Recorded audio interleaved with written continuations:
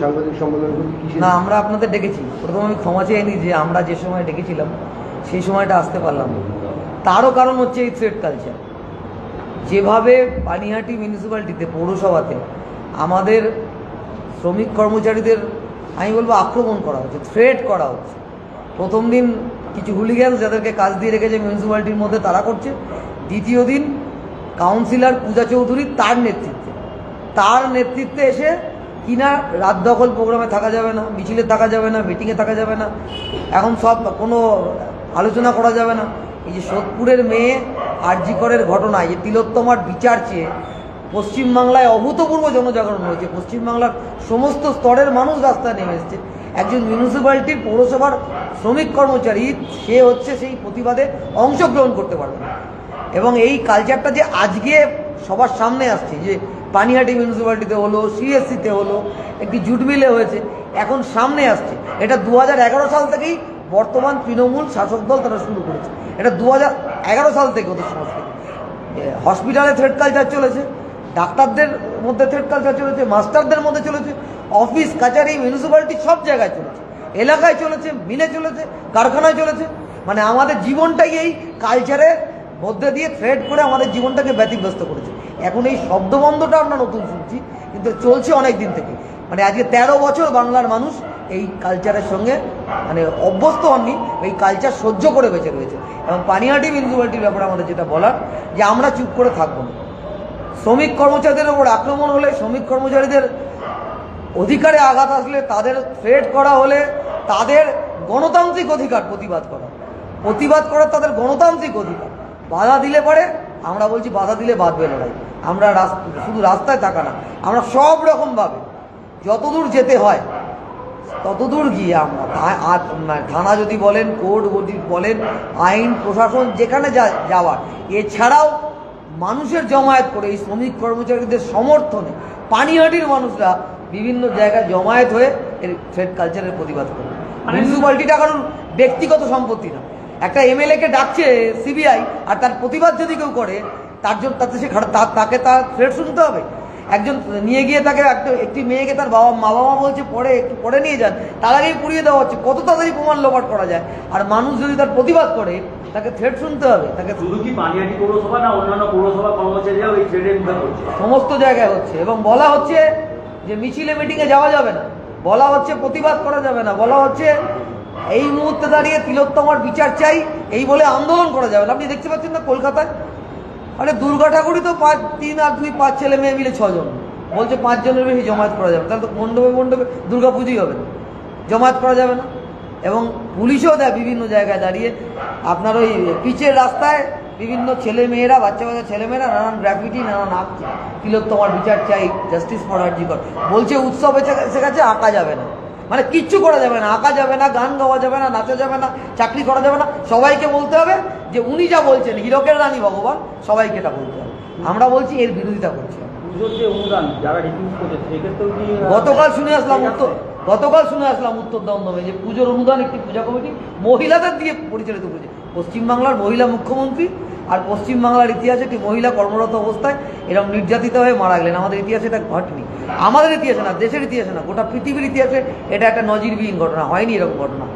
সেখানে মেয়েরা পুজো করছে, উত্তর দমদমের মেয়েরা দুর্গা পুজো করছে। সেই মহিলারা বলেছেন যে আমরা এবার কোনো অনুদান নেব না, তাকে পুলিশ পারমিশন দিচ্ছে না, বলছে অনুদান না দিলে দুর্গা পুজো করতে পারবে না। এটাও হচ্ছে। ব্যারাকপুরের বিধায়ক রাজ চক্রবর্তী বলছে যে থ্রেড কালচার যেটা বলছি সেটা মিডিয়ার বানানো। কিছুক্ষণ আগে আমাদেরকে বললেন এটা মিডিয়ার তৈরি, থ্রেড কালচার বলে কিছু হয় না। আসলে উনি তো জেরক্স কপি মেশিন নিয়ে ওনার সব চলচ্চিত্র বানান, তো উনি সব কালচার থ্রেড সব ফোনেন। উনি তো এই কালচারটা ব্যারাকপুর টিটা করে করেছেন। ওনার কথায় জুট মিলের হপ্তা হয়, ওনার কথায় জুট মিলের শ্রমিকদের বেতন ঠিক হয়, ওনার কথায় জুট মিল খোলে বন্ধ হয় থ্রেড দিয়ে। ওনার ইউনিয়ন জুট মিলের শ্রমিকদের 4 ঘন্টা 5 ঘন্টা 6 ঘন্টা এক্সট্রা কাজ করতে বাধ্য করে, ওনার কথায় তোলাবাজি হয়। তাই উনি মনে করছেন থ্রেড কালচারটা আমরা নতুন করে নতুন আমদানি হচ্ছে পশ্চিমবাংলায়। শুধু কি এই নির্যাতিতার ঘটনার পর থ্রেড হচ্ছে নাকি না এর আগে পৌরসভাগুলো বিভিন্ন সময় বেআইনি নিয়োগ সময় দুর্নীতি বিষয় 2011 সালের পর থেকে হয়েছে, বেআইনি নিয়োগ হয়েছে। এই পানিহাটি পৌরসভার সামনে এখানে অনির্বাণ ভট্টাচার্য, দুলাল চক্রবর্তী, যারা এই পানিহাটি লড়িতে আমাদের জেলারও নেতা, তারা উপস্থিত থেকে ডেপুটেশন দিয়েছেন, আমরা এসছি। এই পানিহাটি পুরসভাতে বেআইনি নিয়োগ হয়েছে, কামারহাটি পুরসভাতে বেআইনি নিয়োগ হয়েছে, উত্তর দমদম পুরসভাতে বেআইনি নিয়োগ হয়েছে, ব্যারাকপুর পুরসভাতে বেআইনি নিয়োগ হয়েছে, এবং শাসক দল যা বলবে তাই করতে হবে। 2011 সালের পর থেকে মিউনিসিপ্যালিটির কর্মীরা তারা ভয়ানক আক্রমণ এবং ভয়ের মধ্যে রয়েছে, এবং একটা ভয় ভীতি তাদের কর্মস্থলে তাদের কাজ করছে। কাজের স্থলে একটা ভীতিমুক্ত ভয়মুক্ত পরিবেশ উপহার দিতে পারেননি মুখ্যমন্ত্রী। সমস্ত মিউনিসিপ্যালিটিতেই এই থ্রেড কালচার চলছে। এখন নামটা থ্রেড কালচার আপনি হয়তো শুনেছেন নতুন করে, ঘটনা ঘটছে 2011 সালের পর থেকে। তিলোত্তমার বিচারটা কি দিকে যাচ্ছে আপনার? দেখুন, তিলোত্তমার বিচার দিতেই হবে, এবং এই আন্দোলন, এই লড়াই, এই জনজাগরণ শুধু আমাদের পশ্চিমবাংলা না, ভারতবর্ষের বিভিন্ন প্রান্তে, পৃথিবীর বিভিন্ন প্রান্তে মানুষ তিলোত্তমার বিচার চেয়ে সরব হয়েছে।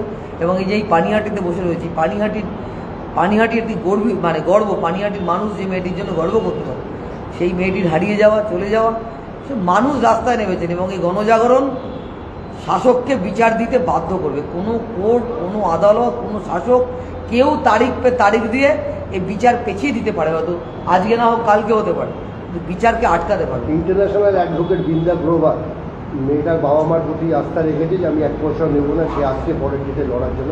বিকাশবাবু তাকে ইমেল করেছিলেন, বিষয় কী বলবেন?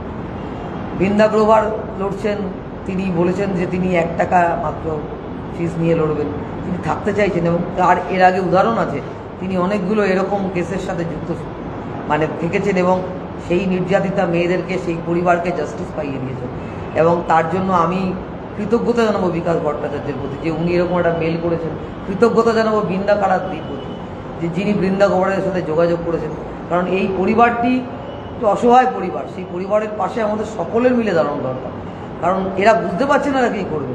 আর যেখানে সরকারের থেকে, শাসক দলের থেকে এইরকম ভয়ঙ্কর চাপ, আর যে শাসক দল যারা রাস্তায় মিছিল করছে, আজ না কালকে নাকি নৈহাটিতে একটা কী নাগরিক মিছিল আছে, মানে আরেকটা কী নাগরিক মিছিল। আমি বললাম যে 21 লাখি অ্যাডভোকেট নিয়োগ করে কোর্টে তিলোত্তমার বিচার প্রক্রিয়াকে দীর্ঘায়িত করে দিয়ে, তারিখ নিয়ে, এবং জায়গায় জায়গায় থ্রেড দিয়ে তিলোত্তমার বিচার চেয়ে মিটিং করলে পরে সেই মিটিং ক্যান্সেল করে পুলিশকে দিয়ে, জমায়েত ক্যান্সেল করে দিয়ে প্রতিবাদকে স্তব্ধ করে দিতে চেয়ে কী করে বিচার হবে আমি জানি না। পানিহাটি পৌরসভা কর্মীদের কিভাবে থ্রেট করছে? একটু আমাদের জেলা সেক্রেটারি আছে, হ্যাঁ, আমাদের মিউনিসিপ্যাল ইউনিয়নের জেলা সেক্রেটারি, ও একটু বলি। অ্যাকচুয়ালি থ্রেড বিষয়টা 2011 সালের পর থেকেই আমাদের জেলার 25টা মিউনিসিপ্যালিটি এবং একটা কর্পোরেশন এতে অব্যাহত। কর্মচারীদের স্বাভাবিক, যেমন বলল, শান্তির পরিবেশ নেই অধিকাংশ, বেশিরভাগ মিউনিসিপ্যালিটিতেই। যারা শ্রমিকরা কার্যত বঞ্চিত, যে মাইনেতে চাকরি করে, পানিহাটি এটা করেছে, ব্যতিক্রম কোথাও নেই।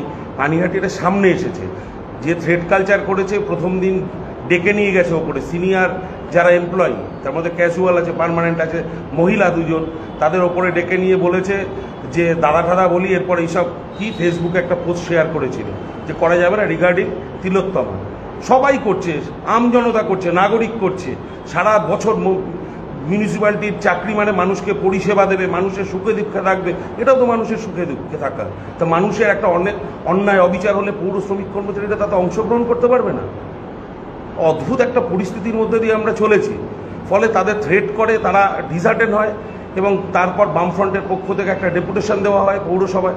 2-4 দিন ভালো ছিল, পরবর্তীকালে আপনারা শুনেছেন সিআইডিউ সম্পাদিকা বলেছেন আপনাদের সামনে, ঢুকে বলে যে কী করো, কোন রাজনীতি করো, কোন রাজনীতির সাথে যুক্ত, এসব করা যাবে না, এখানে চাকরি করতে গেলে কি এটা।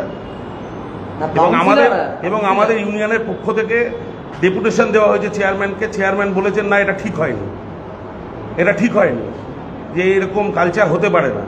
তো আমরা ভাবছি যে আমরা বৃহত্তর আন্দোলনে যাব।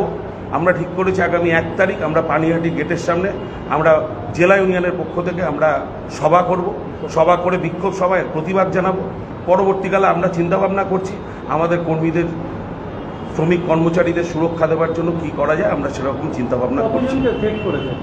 সব ডিপার্টমেন্টে গিয়ে, 3টে ডিপার্টমেন্ট ছাড়া বাকি যত ডিপার্টমেন্ট আছে সব ডিপার্টমেন্টের ঘরে গিয়ে থ্রেট করেছে।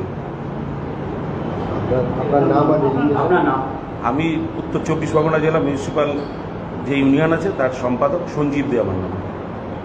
উনি নিজেও মিউনিসিপ্যাল ওয়ার্ড, আমিও মিউনিসিপ্যাল ওয়ার্ড। মধ্যমগ্রাম পৌরসভায় চাকরি করেন।